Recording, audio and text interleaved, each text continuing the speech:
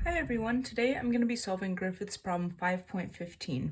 So in this problem we have a thick slab that goes from z equals negative a to positive a, that's infinite in the x and y directions, that carries a uniform volume current in the x direction, and we are tasked with finding the magnetic field inside and outside of the slab. So the first thing I'm going to do is I'm going to figure out the directionality of the magnetic field above and below the xy plane. So in order to find the directionality of the magnetic field above and below the xy plane, we're going to use Biot-Savart's law, which is B equals mu naught over 4 pi integral of J cross r hat over r squared d tau prime.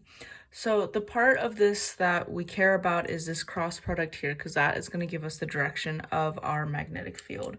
So for z is greater than 0, we're going to go j is going to be in the x hat direction, cross r hat, which is going to be in the positive z hat direction because it's going to be going out of the plane, and then that means that our magnetic field B is going to be going in the negative y hat direction. So B goes in the negative y hat direction. And then for z is less than 0, we're going to do the same thing. So our j is again in the x direction, positive x direction. Our r hat this time is going to go below in the negative z hat direction, because it's going to go away from the slab, and then that's going to leave our magnetic field to be going in the positive y direction. So our B is going to be in the positive y hat direction. So now that we figured out what direction our magnetic field is going to be, it's time to actually solve it. So first I am going to focus on inside the loop.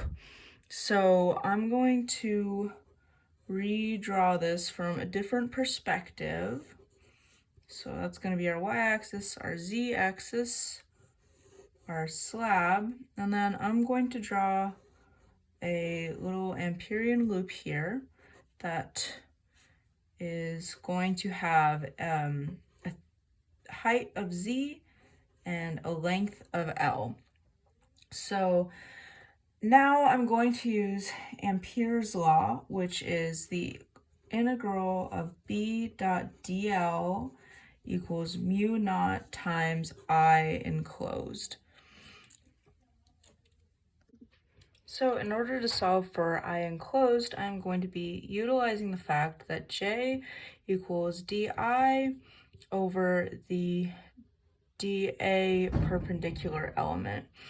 Now because current is constant over area, I can just say that J equals I over A perpendicular. And in this case, our area is just going to be L times Z. So I can say that J equals I over L Z, which means that I equals J times L times Z. So if we look at our Amperian loop, the left side and the right side are going to be 0 because B and L are perpendicular to each other. And the bottom side along the y-axis is going to also be 0 due to symmetry. So we're left with one side, so we can write this equation as BL equals mu naught JLZ, where the L's cancel, so then B equals mu naught JZ. So now we have to worry about whether we're looking at above or below z equals 0. So above the xy plane, where 0 is less than z, which is less than a, z is between 0 and a, we get that b equals mu naught times j. Now our z is going to be positive here, but we're going to be adding a negative because what we found up here is that our magnetic field points in the negative y hat direction.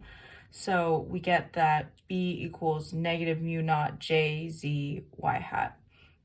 Now for negative A is less than Z is less than 0, so Z is between 0 and negative A, we get that B equals mu naught times J.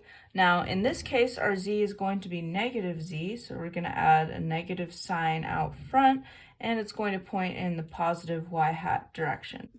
So now we're going to deal with the outside of the slab.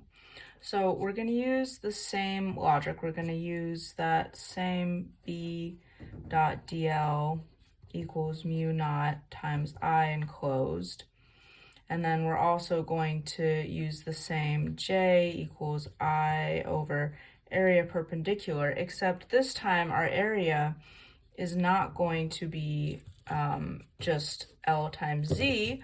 This time our area is going to be L times A because we want that whole length. We don't want it to be some Z that's less than A. We want the whole, we want the area to go all the way up to the edge of the slab. So we get that our I equals JLA. Important distinction that this A here is area and this A here is the height. So plugging that back in here, again, we can change that integral to be BL because our B dot DL is constant throughout the loop.